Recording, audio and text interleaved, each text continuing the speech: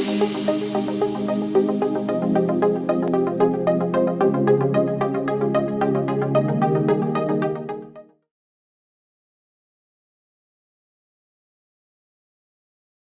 evening, everyone. Nice to hear room full crowd. Nice to see room full crowd. And after long time, we see full crowd, right? Except few sessions. So again, there are two sessions lined up today. First, as I indicated in the session description, this is more of a breadth level session, right? Because you know, Visual Studio 2013, right? Few months away. .NET Framework 4.5.1, right? Is around the corner. So I thought of keeping a very high level feature. It's not complete again because we can spend 2-3 days talking about what's new in .NET Framework 4.5. But I'm going to quickly go through some of the key areas so that any one of you again can pick one or two topics and we can go for maybe deep dive session. Okay.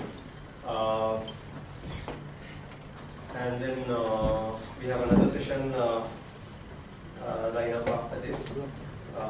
I don't know what it is. It's I think sounds really interesting. Okay. Okay, before we get started, how many of you have started developing applications with .NET version 1.0? You kidding? Am I the oldest guy here? Okay, seriously? Don't worry, I won't ask any questions. Yeah, Hickory of course, yes. Even before that. Okay, how many of you started with .NET Framework 2.0? Okay, most of you, good. So how many of you use .NET Framework 4.5 now in your projects? 4.5?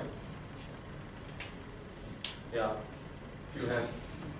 So I believe most of you right now use .NET Framework 3.5, right? With Visual Studio 2010. Okay. So this is going to be again a good session for you guys to go and start digging into what's into 4.5. So I'll give you the entry point, the URL. It's very easy. You can go to Bing and you can search and you can actually get into that MSTM page. So I want to quickly talk about the journey because I am a person who has started working even before .NET Framework version 1.0 with classic ASP, VB6, CGI scripts and all that stuff. Before we got that Visual Studio 2000, Visual Studio .NET version, the first version with Visual Studio with 5 CDs. I don't know how many have experience installing that version, right? So if you look at the journey, .NET Framework 1.0, I think this is. I copied this slide right from another presentation because I really liked it, and I'm not a fan of creating any slides from the scratch. So if you look at this color is basically for .NET Framework release. Red color is for C# and then blue color is for VB and green color is for Visual Studio. So I'll share this slide later. It's very easy to compare. So we got .NET Framework 1.0 along with C# 1.0 and VB7 with the RTM version of Visual Studio, which considered as a major release.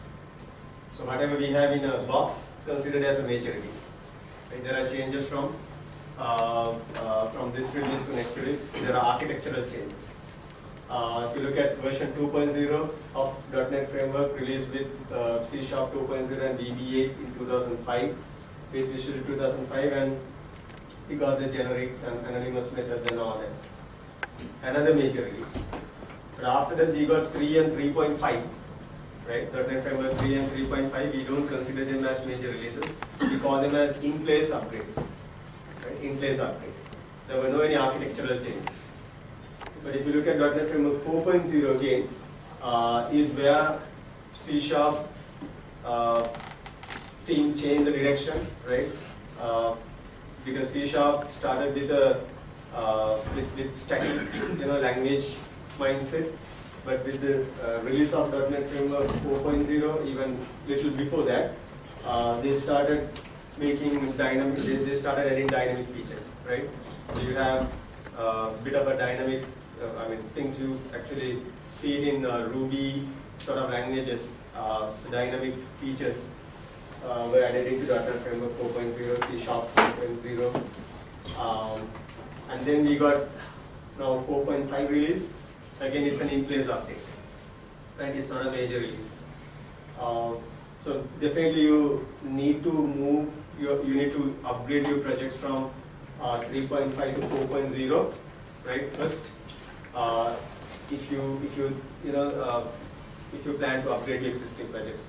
But from 4 to 4.5, there won't be any major upgrade path because we call it as an in-place upgrade. And you see that people who use Visual Studio 2012, we get a lot of extensions and we get a lot of add-ins, a lot of new releases.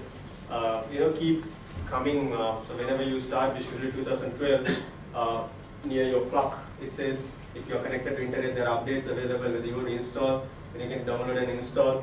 Right? So how all these things happen and how Microsoft keep releasing new things like MVC 3, 4, and there are a few other things, right? So without really affecting the core version of the .NET Framework, they keep releasing new things.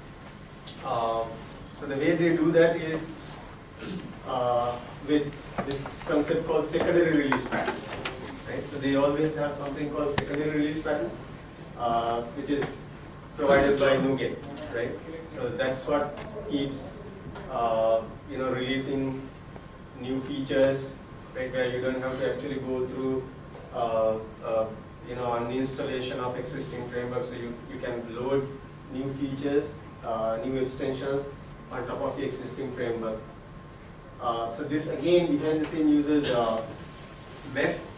I don't know how many of you have heard about MEF, Managed Extensibility Framework, right?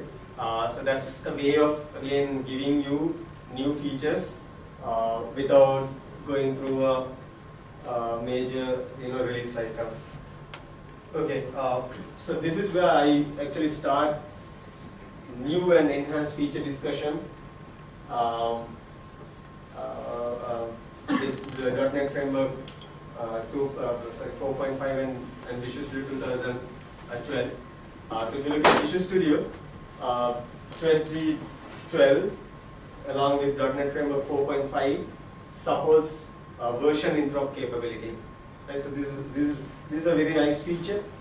Not like earlier versions of Visual Studio where you upgrade, you basically open your existing project with the new version of Visual Studio and then you cannot go back. Right? So it basically convert your project or solution file or project files. But if you look at now, if your project actually developed with Visual Studio 2010 Service Pack 1, you can easily open it in Visual Studio 2012. It won't do any changes to your project structure except SharePoint projects, right? SharePoint projects, of course, there will be changes because SharePoint project templates have gone down from 12 to 5, right? So except SharePoint projects, all the other projects you can open in Visual Studio 2012, and if you want, you can reopen it in Visual Studio 2010 again. Right? So that's a nice feature introduced in Visual Studio 2012 with the support from .NET Framework 4.5. So these are the core framework changes that I found which are interesting, and this is not the complete list though. Right? This is not the complete list. There are a few other things that I didn't include. So of course there are a lot of enhancements in base class libraries. Right? So there are new set of classes and methods and properties in this release, right? And another very important feature is portable class libraries. We call it PCL. So I have a few slides to go through each and every feature. And also the other thing is targeting 32-bit or 64-bit environments. So yeah, this feature was there, but not in the right way. Okay, but this time they have implemented this multi-platform support, properly so that you don't have to, get in trouble when you're selling a product for a customer who has multiple platforms. And there are a lot of improvements to project startup. Basically projects which develop not with the class library project, could be a WPF or Windows Forms projects or the solutions which has an entry point, not like class libraries. And there are a bunch of networking improvements, and there are improvements in garbage collection. So garbage collection is something we never talk about after I think your first lesson in .NET Framework, right? So only the first day you learn what are the components in the .NET Framework, and then you learn about garbage collection, and you assume, okay, I don't have to worry about garbage collection, so it's a good guide. But there were problems with the garbage collection process. So we have a lot of enhancements in garbage collection, and the reflection was redesigned, right? So reflection was redesigned. So some of these topics, again, not part of my slide deck. I'm not going through in detail, but some they are my slide deck. And the other one is .NET for Windows Store apps. We used to call them as Metro style apps, but Metro style is not a term anymore, not a trademark anymore in Microsoft. So we call them as Windows Store apps. And there is a nice tool again in part of .NET Framework 4.5, which helps us in terms of working with resource files. Also, parallel programming has been there since version 4.0, but this has number of enhancements when it comes to parallel programming. And there are definitely enhancements in web, ASP.NET, WPF, WF, WCF. So I'm going to quickly go through some of these things so that you can go and more details. So first one is portable class libraries. So this concept was introduced because we have now a lot of development concepts, right? We do development for desktop, we do development for Windows Phone, we do development for Windows 8, tablets, right? So when we talk about the classes and libraries in base class library, we leverage for developing applications, right? So those are like different subsets of .NET Framework. So when we talk about developing applications for multiple platforms, so for example, I want to develop an app for Windows Phone 7, right? And I'm going to also develop an application for .NET 4.5 and Windows Store. So it's going to be a Windows-based one, right? So there are some classes which is actually intersected, right? Which is used across all these different platforms. So how do you manage those classes and libraries? So this is how Microsoft introduced concept. So you have set of classes and libraries that can be targeted for multiple devices, multiple development platforms. So this again part of .NET Framework 4.5 and Visual Studio 2012 has a number of enhancements inbuilt into tool, so that you can actually go and create a portable class library, and then you can make sure which platform or which let's say opportunity or which development scenario that you're going to cover, and then you can tailor your project accordingly, so that you have only those classes and those methods, those libraries in Visual Studio to do the development. So let me quickly show you some of those features.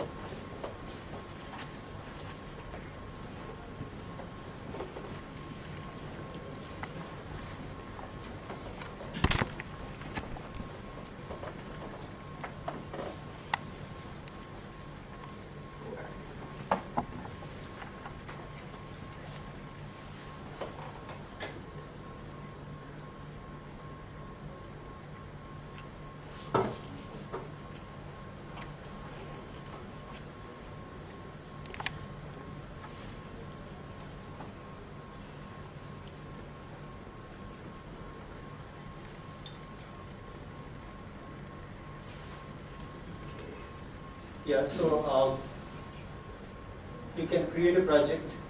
So I'm going to select this project type, portable class library. right? So I can create a portable class library, and then there is a window. Okay, what are the platforms you are going to target for this particular class library, right? So you have options to say that give me .NET Framework 4.5 or 4.0 higher and Silverlight, right? And then you have Windows Phone compatible class library, and then you have Windows .NET applications for Windows 2 apps, and even Xbox 360. Also, you can install additional frameworks like Windows Azure, and there are a number of other things which is not installed by default with Visual Studio 2012.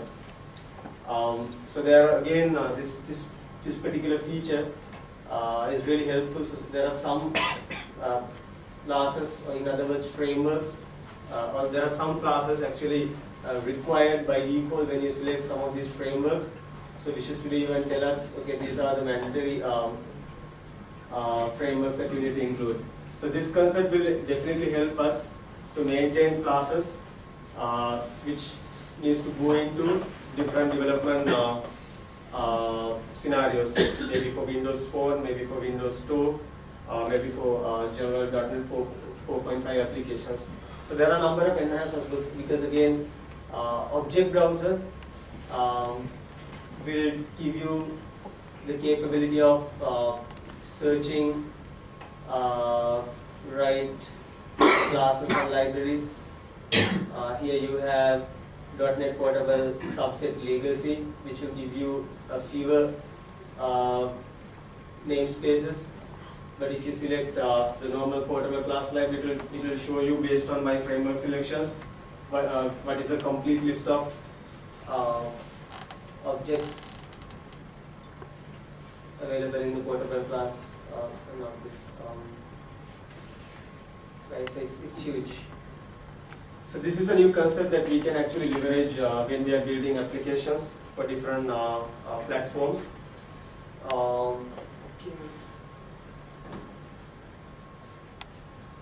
Going back to my slide, so there are a number of enhancements in Visual Studio, right, baked into Visual Studio when it comes to IntelliSense, when it comes to Solution Explorer, and when it comes to Object Browser to help you, right, giving right visibility into your intersected classes or objects or methods when it comes to multi-platform development. The other feature is, again, this has been there from, I believe, 2008, right, targeting different platforms, 32-bit or 64-bit, but it wasn't, it's not implemented in right way. For example, okay, these are the target options. We had x86, x64, and any CPU. So in 2012, we have something called any CPU preferred 32-bit. Right? That's how they fix this multi-platform conflicts.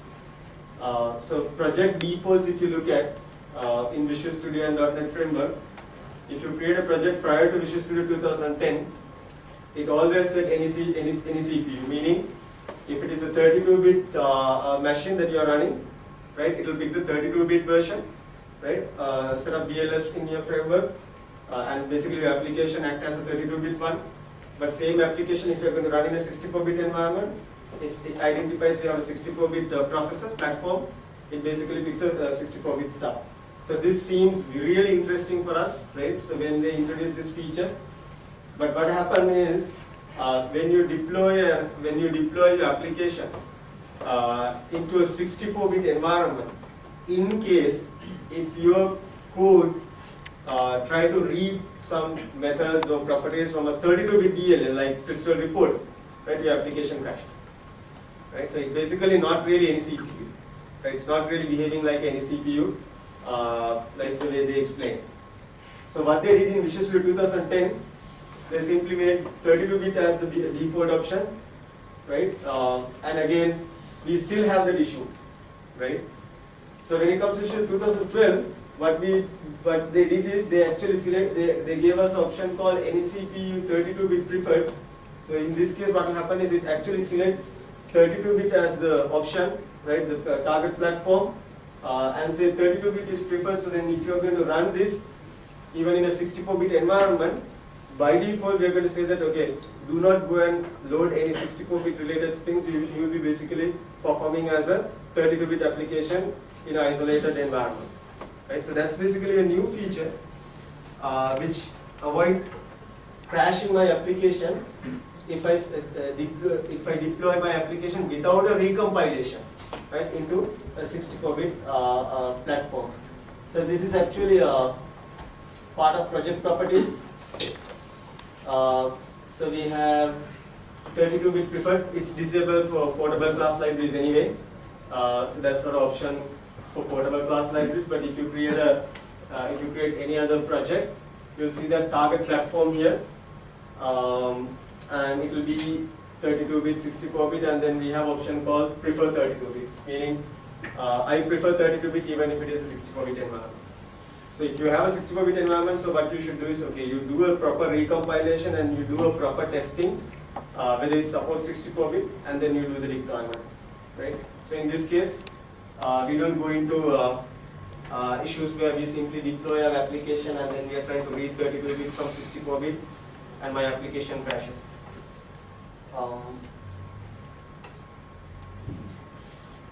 Okay, so the other thing is improvements to startup, right?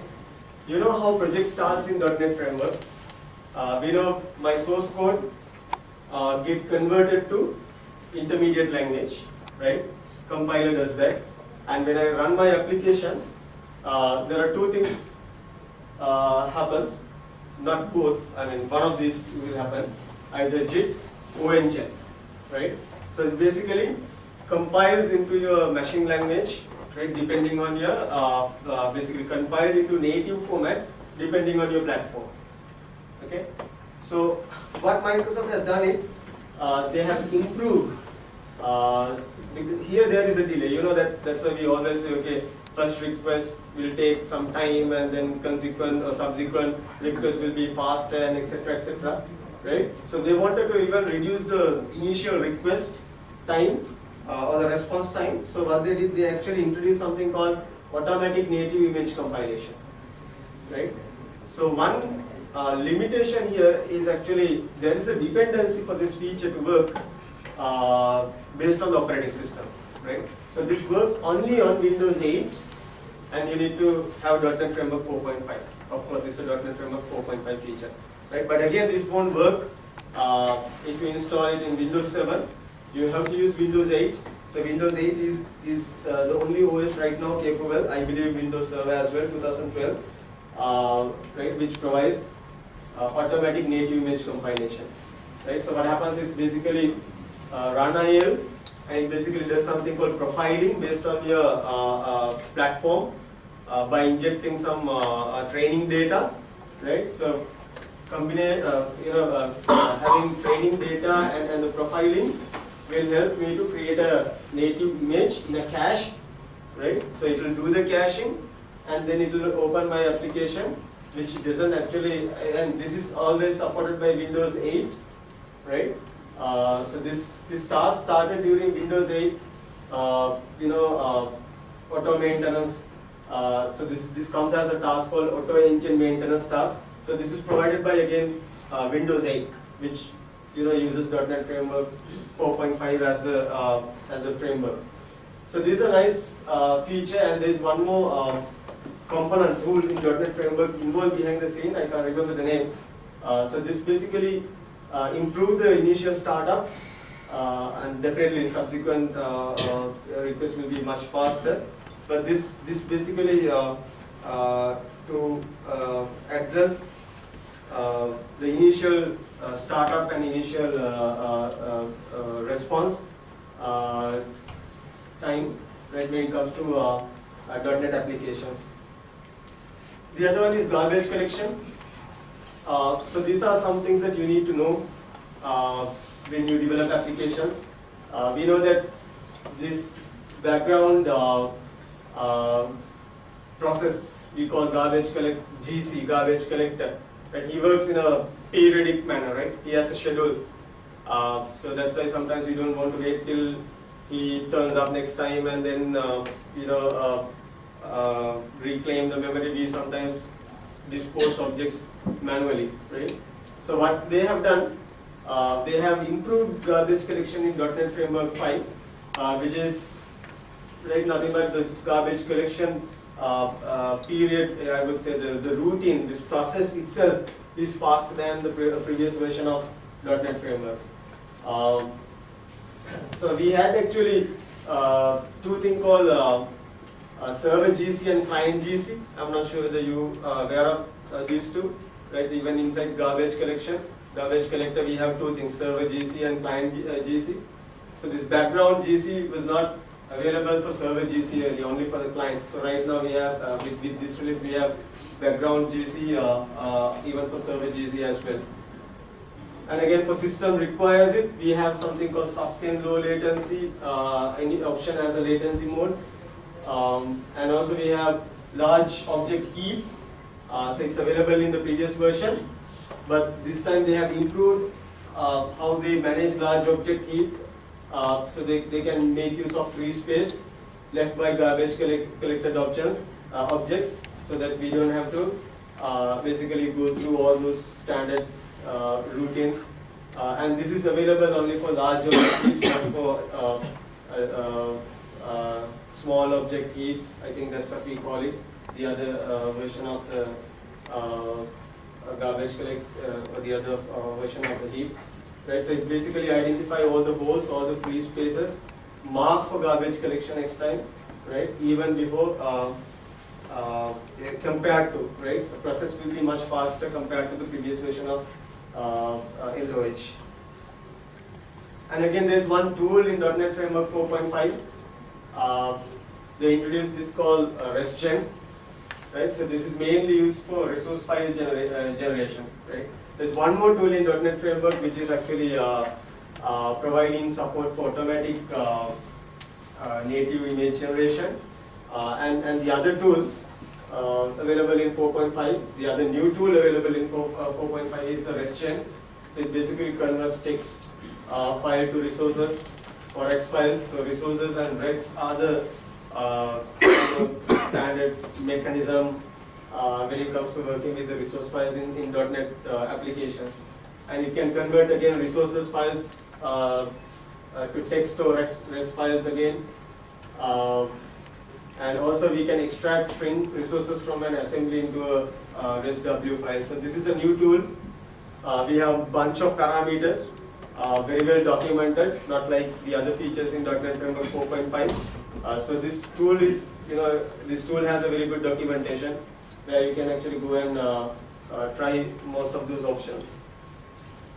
And the other thing is networking improvements in .NET Framework 4.5. So now we have sort of new HTTP classes. What does it mean? From ASP time, from classic ASP time, we had request and response objects to deal with the client request and the server response and all. So we have the .NET version of request response. So what Microsoft did, they introduced sort of new objects called system.net.http and HTTP headers to get more information about your request and response, basically the HTTP related data. And also we have WebSockets. So I think next session talks about a feature which uses WebSockets behind the scene. So WebSockets again, we have bidirectional, WebSocket supports bidirectional communication, right? In this version of .NET Framework, which will be ideal, right? Or I would say the best approach when you are developing applications, similar to chatting and message communication, sending messages up and down, right? Whenever you want bidirectional communications. And we have support for latest networking standards. I didn't put the standards name, anyway, doesn't make sense, right? But it supports very well all the latest networking standards which are out there in the industry. And we have bundling and so this is basically really helpful because industry now goes towards the client-side programming. We do a lot of JavaScript, right? jQuery stuff, and we have lots of JavaScript as part of our project. So this basically helps. There's a namespace called system.web.optimization. It contains classes and methods for bundling JavaScript and CSS. And there are options, there are methods that you can say, okay, give me the crunched version of this JavaScript, not the debug version. Right? So I'll have the crunched version attached to my application, which is much smaller than my standard debug version. So you have options for bundling with JavaScript and CSS programmatically. And we have improved IPv6 support in .NET Framework 4.5. And also we have support for internationalized domain name passing and email address so we basically have a new namespace. We have this enhanced namespace called system.net.mail, which we can deal with EAI. So those are some of the pain points we had in terms of the networking when it comes to application development. And again, parallel programming, as I said, I think remember Ruan did a very nice session some time back about parallelism, right? I don't know how many of you attended. So that's the time they introduced task parallel library, TPL, as part of C# 4.0, right? So he did a nice demo of showing what parallelism is, right? So again, that was the initial release. So what Microsoft has done in 4.5, they have worked a lot on the performance side. They have improved TPL a lot and P-Link, right, parallel link, and also we have coordination and data structures, mainly to improve the performance when it comes to parallel programming. And then we also have more control when it comes to developing. We can have partitioning, reductions, and we have async and new data flow, and also the better tooling support. For example, we have parallel watch in Visual Studio, right, where we can investigate. And we can basically, these things will help you to monitor and troubleshoot when it comes to parallel programming. We have concurrency visualizer markers, right? Basically visualize, a concurrency and all the, basically whenever you want to go and prove and whenever you want to really get the feeling and you want to evaluate how parallel my application code is. Basically you have two other tools which I didn't mention here because these are the new things added in 4.5 which are really useful when it comes to parallel programming, parallel watch and concurrency visualizer. And if, I don't know how many of you have experience in parallel programming. Have you done parallel programming? Okay. So there are some web enhancements as well. Basically, you can call it as ASP.NET enhancements. There are few items which I didn't, I would say there are items with few enhancements I didn't include here.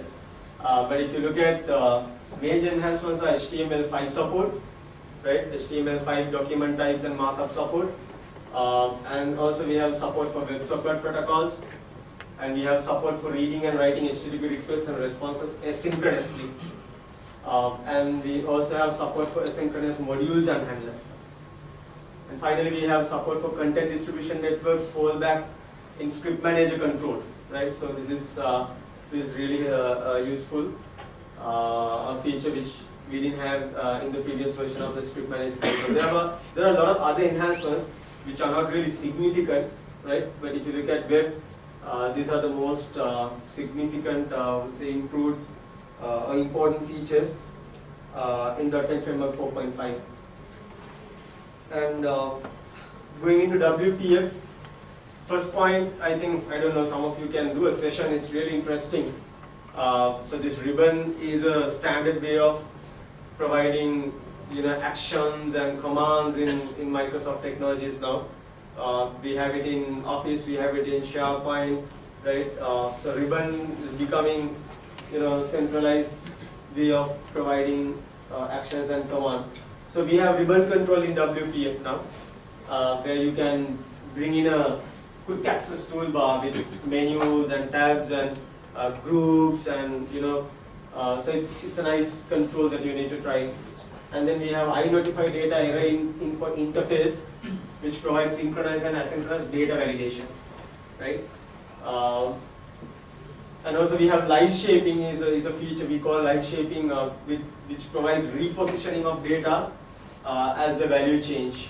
So we are bringing more data, related features, managing data into WPF. If you look at the bullet point 2 and bullet point 3 is all about working with data and making sure my front end is aware of the data validation and data changes and all of that.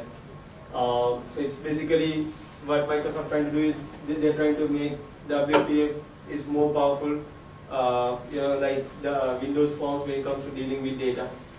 And we have improved performance when displaying large sets of group data. Performance has been improved. And also we have improved support for implementing weak event patterns. So those are again, this is again highlighted enhancements or new features. So there are a few other things which not really important as far as I believe. So I actually took, and again I didn't want to have everything listed here. So workflow. We know that Workflow Foundation went through a re-engineering, right, from 3 to 4, right? So they basically re-engineered the entire Workflow Foundation when it comes to .NET Framework 4.0.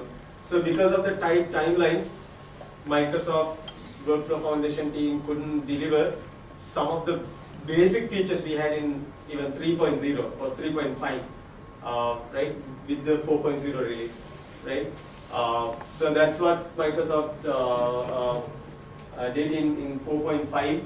They added a lot of enhancements, and they were trying to bring in a lot of valuable features we had in 3.0 into the new architecture, so that developers can continue the same way, and they can continue to leverage the new architecture along with the previous functionality.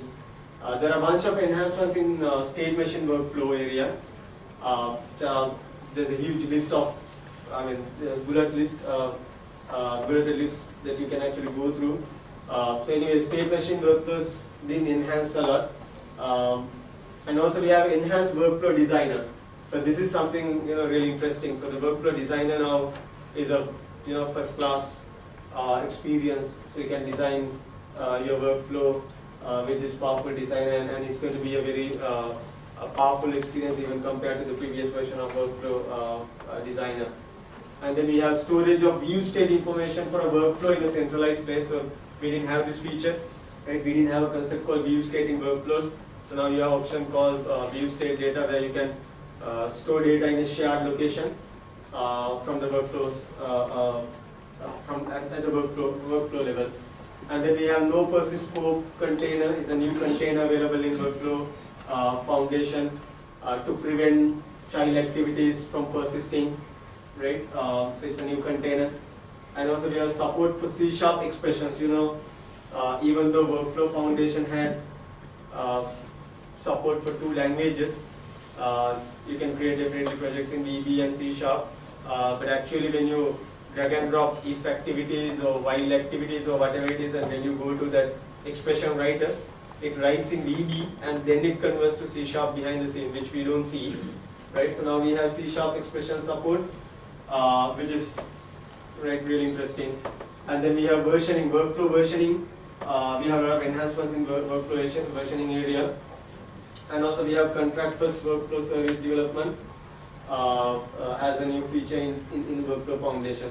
So there are a lot of new features and features trying to bridge the previous experience and the new architecture, right, in .NET Framework 4.5 when it comes to Workflow Foundation. So I have 2 minutes, right? So finally, WCF enhancements. Again, there were a lot more options in this list, right? So I picked the important stuff. We have simplification of generated configuration files. It's all about config files, right? In WCF, we do a lot of stuff in configuration, right? Security and all of that. So we have a very simplified version of configuration where you don't have to remember all those blocks, and most of the time we actually get screwed up not because of the code, because of the configuration, right? It works pretty, it works very well in my dev machine, and when I move solution into a server, just because I don't know a configuration change that I have to do, right? It doesn't behave the same way, right? So there are a lot of challenges we had in configuration, even with that designer, right? We had so many challenges in the configuration file. So it's been simplified now. And we have support for contract first development and validation of WCF configuration files by Visual Studio. Now you don't have to wait till last moment. Visual Studio will do the validation for your configuration and it will complain. So you can correct it before it's too late. And we have new asynchronous streaming support, and we have support for WCF services that use internationalized domain names, WebSocket support, right? And new HTTPS protocol mapping, and then we have binary encoder compression support. So all these are enhancements when it comes to communication, right? Communicating across different layers. So these are some of the enhancements in WCF area, right? So if you are building applications which supports service-oriented architecture, and if you are providing services, so there are number of features that you need to go and evaluate and see whether you need to migrate your existing WCF services into 4.5, 4 and 4.5, right? Considering the enhancements. For example, if you're building application which exchange data between client and server, maybe like you will see in the next session, lots of clients and a server, right? So in that case, you might have to consider using WebSockets along with WCF services, which will, I don't know to give a number, but it will definitely enhance your enhance the performance, right? Responsiveness of your application. So these are some of the highlighted features, enhancements, new features in WCF. Yeah, so there is one more area that actually I couldn't include. It's about developing applications for Windows 2. So it's nothing but Metro app development. That's how we used to call it when they released 4.0, right? So hopefully that can be a separate session where we can go deep dive and we can look at some code and we can really develop some Metro applications. Unfortunately, I don't have Windows 8 to show you any demos on that. Okay, so this basically the content I wanted to cover, right? So to give you a head start, what's new and what's changed in .NET Framework 4.5 compared to .NET Framework 3.0 or any previous version, right? So one more thing that you need to be really careful, guys. Since this is an in-place upgrade, you're not going to install it manually. It can be, in your PC when you go into client machine. So because it comes with Windows 8, right? It comes with Windows Server 2012, and applying, it can come even as part of Windows updates in future, right? So what we need to do is one more important area that I think that no one has really talked about until today. I think that could be another session. Someone can do it about the breaks, right? About the changes which are going to affect my application breaks, right? So there are a number of things when it comes to serialization and memory management. There are few other areas that you need to be really careful when you are moving from .NET Framework 3.0 to 4 and 4 to 4.5. Even if it is an in-place upgrade, your application may not work, right?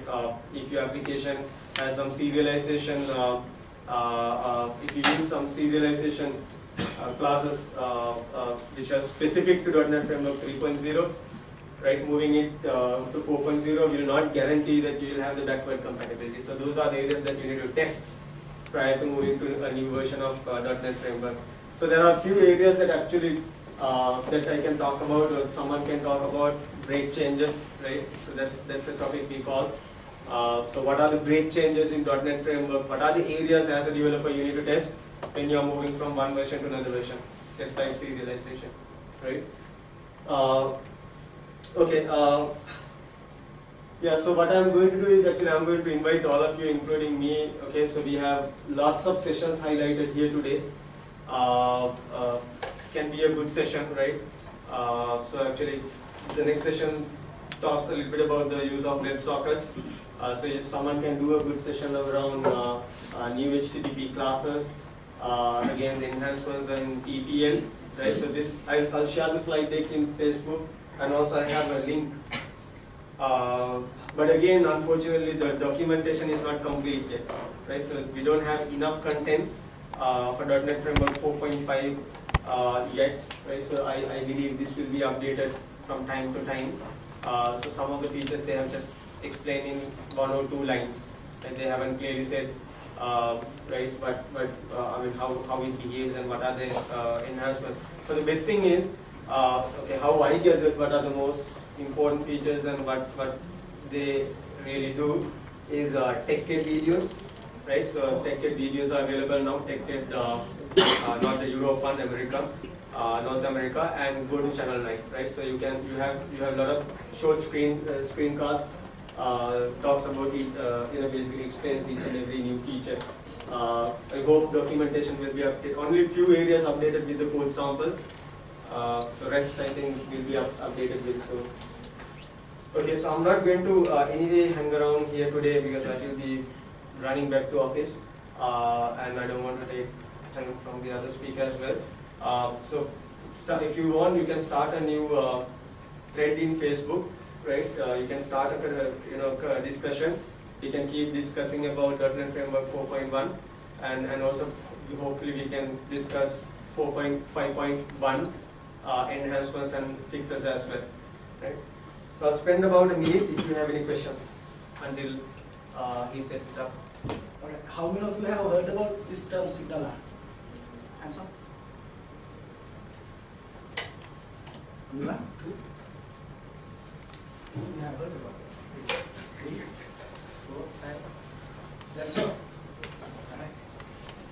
Okay, the SignalR is the latest .NET technology which enables you to integrate real-time web functionality into a ASP.NET application, right? So, what are the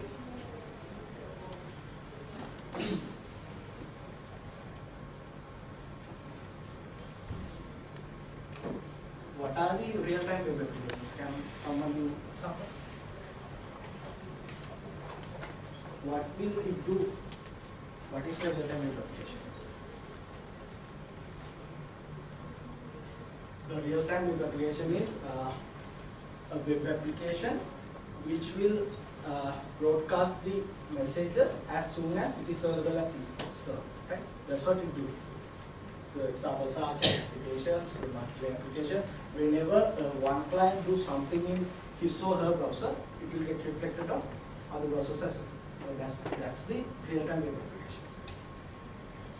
So the traditional way of developing a real-time web application is using code. Periodically sending requests to the server and checks whether any new updates are available at the server and get the response back. Right? This is the response.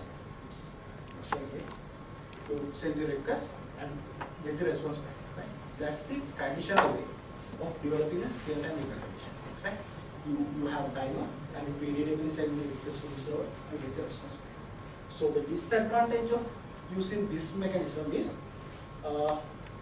let's take this axis as the time. So you send the request at this point, and you send the second request at this point, right?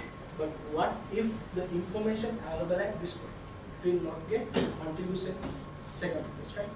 So it's near real time, but there is a delay. And also it will consume a lot of unnecessary bandwidth because you have to send the request first to check whether there are any updates available at the server and get the response back. Got it? So with the SignalR, there will be a persistent connection between the client and the server.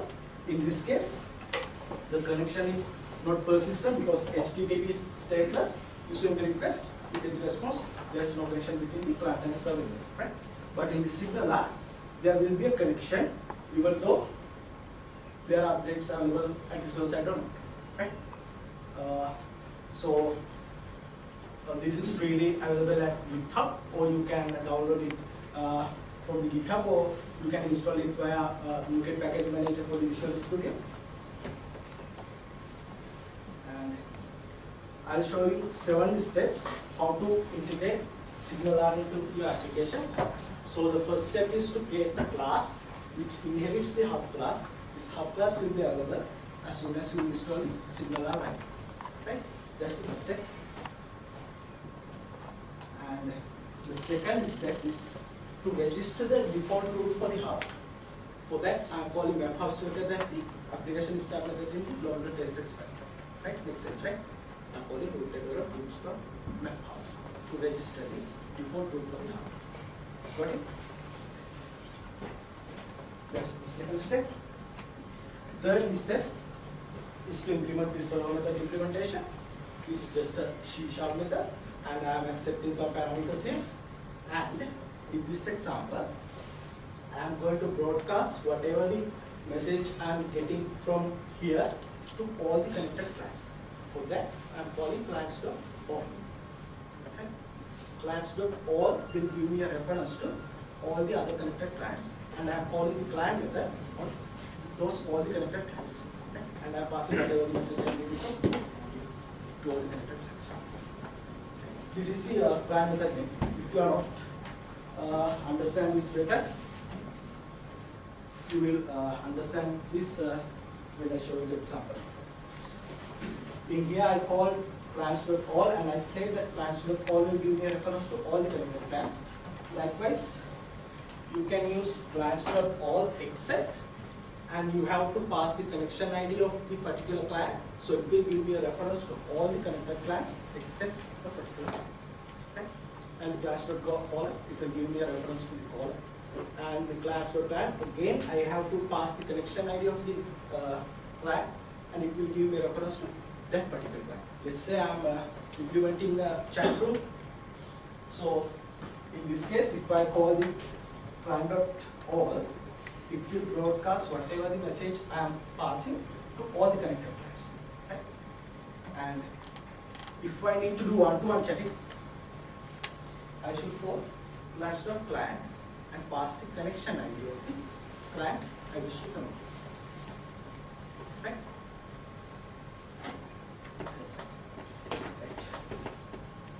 And clients.others, can anyone guess it?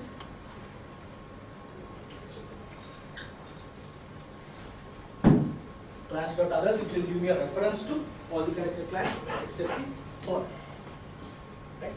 And clients.others include, now, someone visit, please. Can I guess it?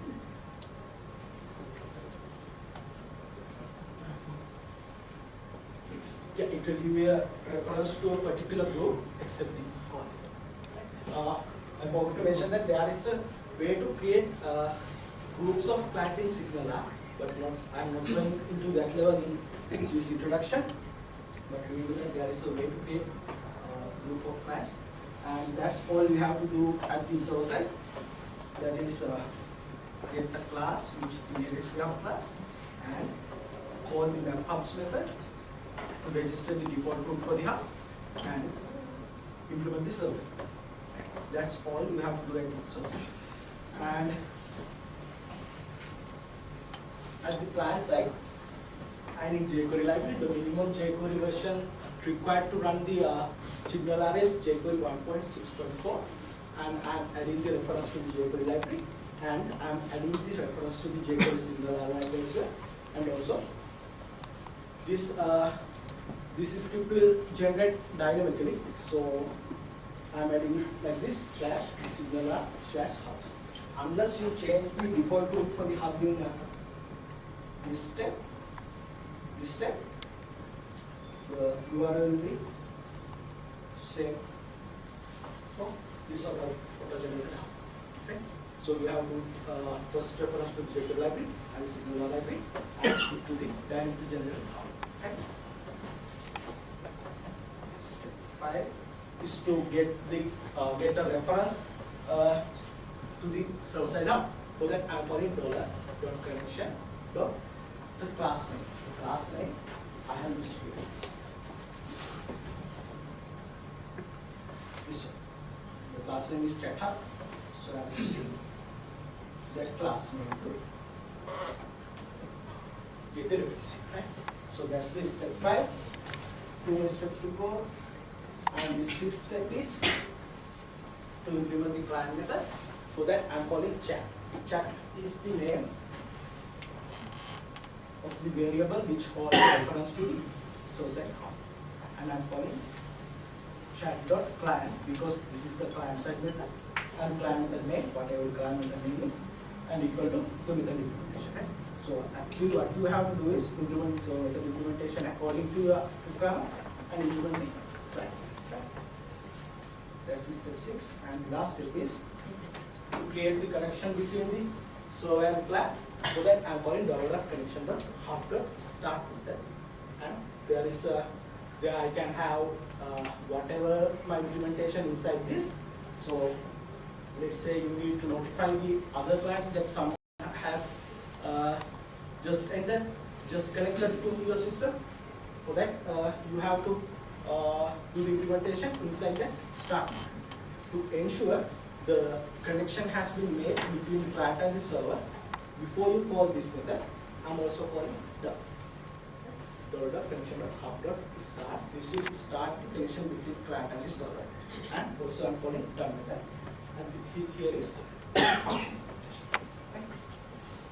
that's it. And there is a additional step. Let's say you need to do something when an error occurs in the signaler. So you can call $connection.hub.error. Before I call $connection.hub.start method, that means I can call $connection.hub.error and function implementation. Here I'm just adding this in step by step. I said I have to install the signaler library first because I have to implement. I'm not connected here. I can go to project and manage the packages. And here you can type signaler. So it will list the all signaler libraries available. And you can install. I'm not going to do that because I have already installed it. If I expand the references, I can see the references are added here. And if I expand the script folder, I can see the reference to the, I can see the signaler client library. Right. And the step 1 is to create a class which inherits the hub class. Now the hub class is available because I have added the references to my project. My class is move Scooby hub. In this example, I am going to show how to move a Scooby-Doo character on my machine, and it will get reflected on all the other connected machines as well. Right?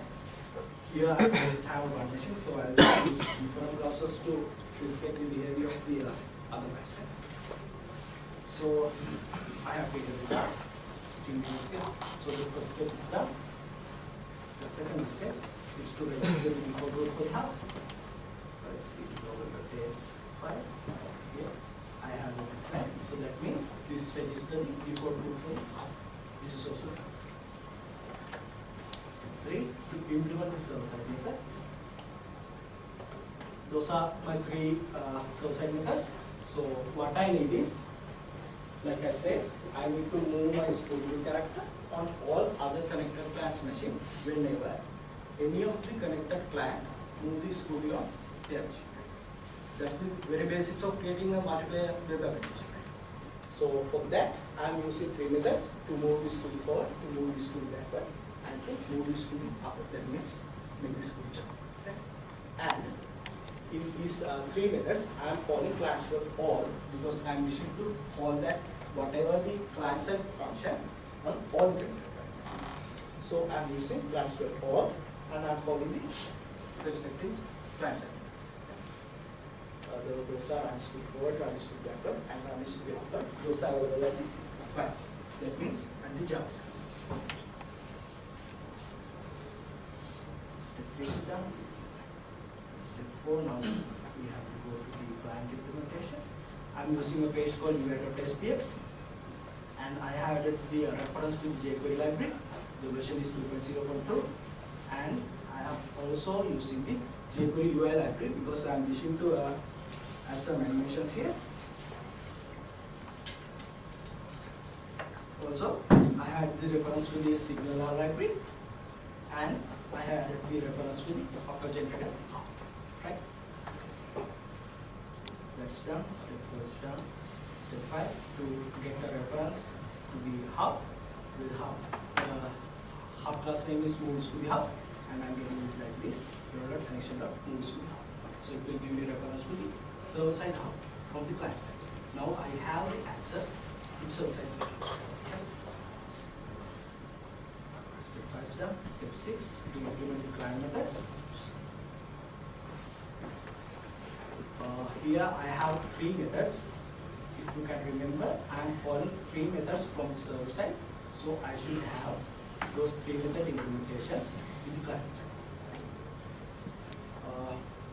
The first method is responsible for moving this Scooby forward. For that, this is the Scooby object, its image. So I'm getting the reference to the Scooby object like this, and I'm calling the animate method on that object, which means and in the animate method, I'm increasing the margin depth value by 1. That to make this to be 4. And the duration is set to 0, because I'm not wishing to have a duration between the animation. The same thing happens for the move backward, except I'm decreasing the point from the margin. So it will make this to be 10. And to the Scooby upward method, I'm again calling the animate method, and this time I am using the margin top value, and I have set it to negative value to make this Scooby up. Now my Scooby is like this, and here I am using some duration and also an effect to add the gravity effect. And at the end of that animation, now this Scooby is like this, I integrate it back to the earth. I'm calling another function, and I'm again calling the animate method. This time I'm adding 30 to get it back to the earth. And again duration and some effect to add the gravity effect. That's it. The final step.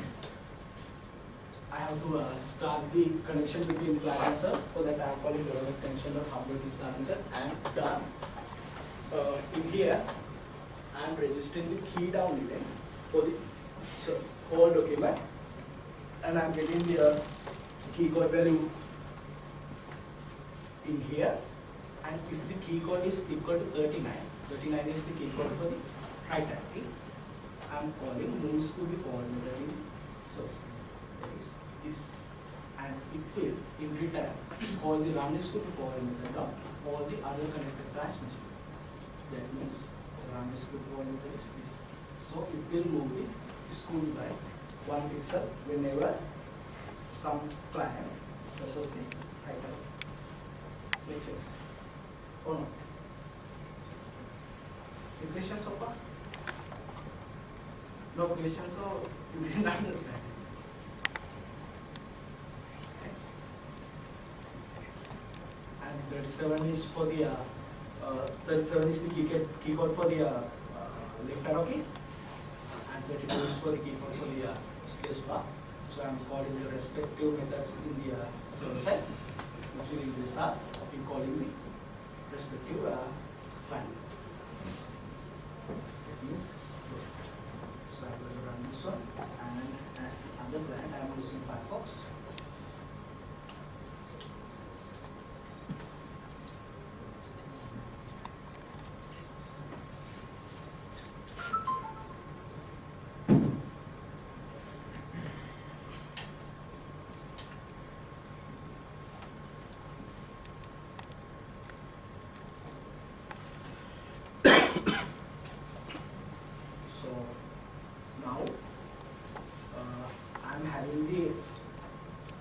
This line inside the page load.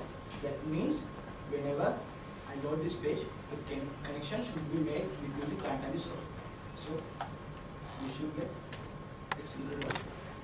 That means the event is already registered with key down event, and if I press left, right, or space bar, it should call the respective server method, and it will call the respective client.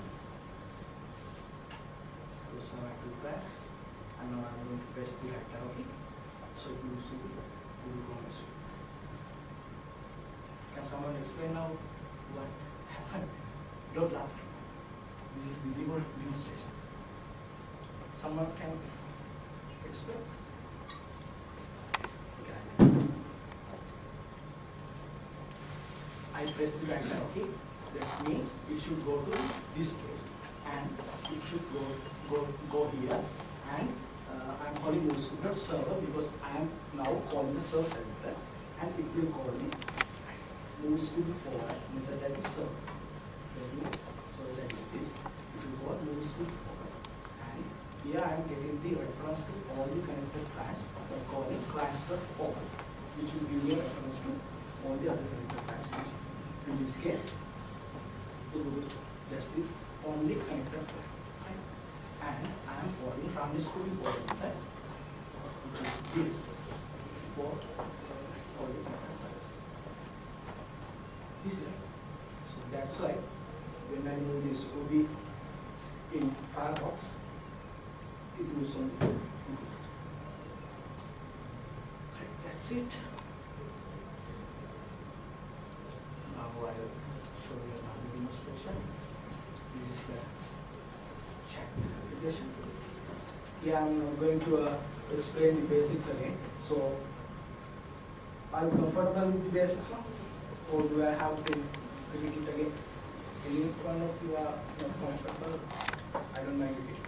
Here I am using HTML5, and I have to reference to the JSON library, single library, and to the oriented hub, and at the page website, I am giving the reference to this website, and I am going to enter this.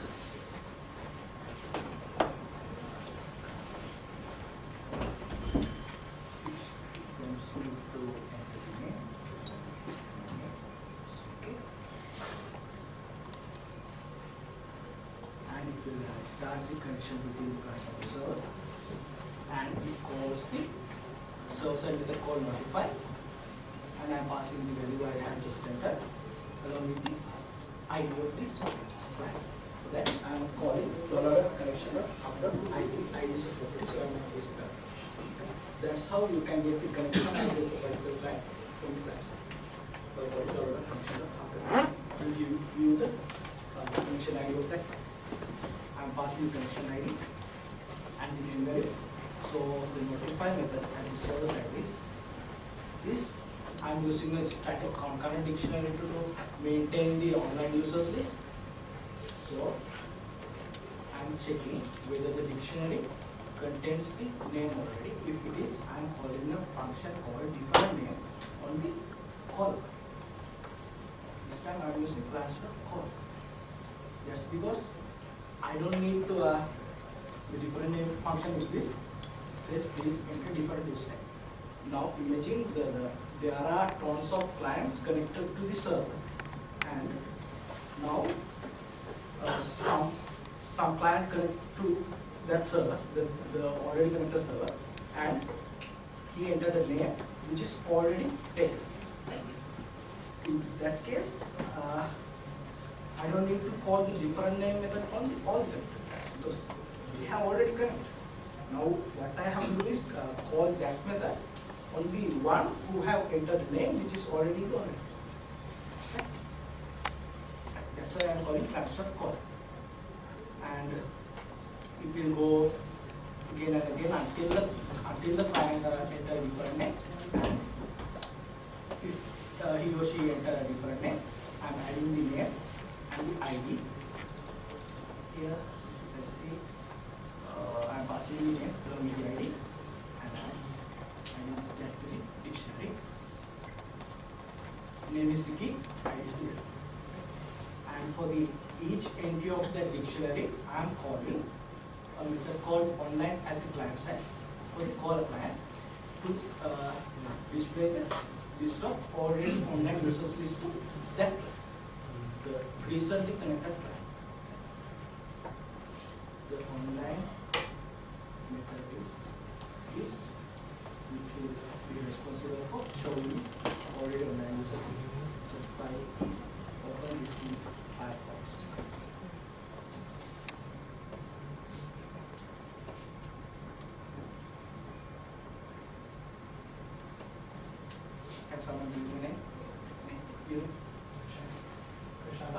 Can you spell it? BRSHAM. Right. Enter.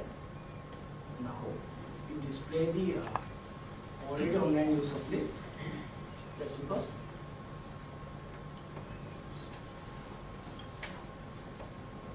this client method will get called for the call. In this case, the Firefox is the call by, so that is responsible for displaying online users list. And I have a button called send button. See, and I'm registering the click event for that. And I'm maintaining the users like this to do one checking. So first I'm checking whether the drop-down list value is equal to all. This is all. If it is, I am calling the send method in the server side, and I'm passing the name and the messages. And if I press this one, you should call the send method at the server side. You will get the reference to all the connected plans and call the broadcast message for all the connected plans. Broadcast message is this, and I'm passing the name and the message. So it should now show the message. I pass from here.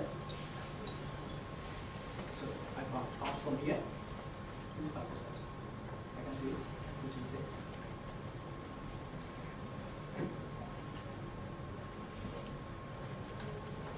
And else, I'm calling send to specific method at the server side. That means if I select some other thing as some other thing except all, I'm using another client.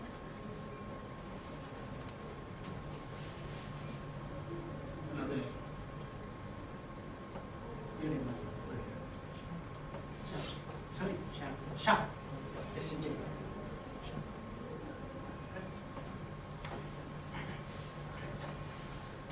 Now, I am going to send a message to SHA. I selected SHA.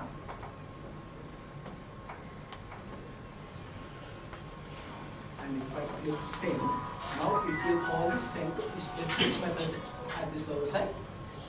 And I am passing the name, the message, and the value I have selected from the drop-down list. That means this is the send to specific method. I'm accepting the name, message, and the value. And I'm calling the broadcast message, the same one method I used to display the message to the caller client to show the message to himself. And I'm passing the name and the message. And again, I'm calling client, and I'm passing the connection ID of that client.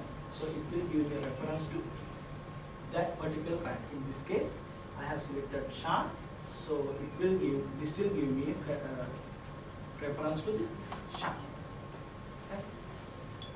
Can you remember at the dictionary, whenever a client enters to the chat room, I am adding the name and the ID, and I am passing the drop-down list name here, and I am passing that to the dictionary, so it will give me the connection ID of that particular client, because I am here storing the name over here. Okay. Name. So this line will give me a reference to the SHA, and I am calling the broadcast message for that line. So now, if I press send, I cannot see the Prashant's message, but I can see it here. I didn't call clients.all. If I call the clients.all, it will call the whatever the client method on all the connected clients. In this case, I call client.caller and client. That's it, and now I'm exiting. Similar, I have a server-side method called on disconnected method, which will get fired whenever a client is disconnected from the system. So I need to notify that other clients that someone leaves the chat room. Here I can see which leaves the chat room. So I'm handling it in the on disconnected method. I'm removing the entry from the dictionary, and also I'm calling disconnected method at the client side for all the connected clients. So it should get it should show the message for all the other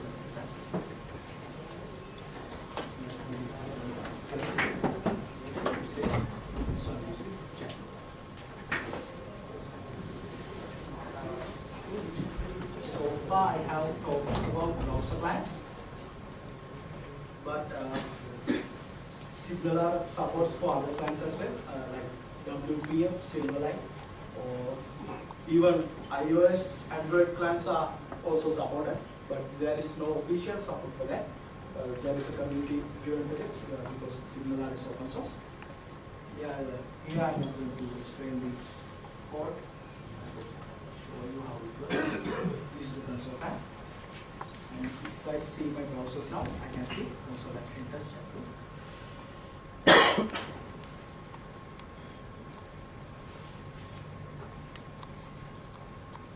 I will refresh the browser, but I can see the message of the browser. I can also send the message to the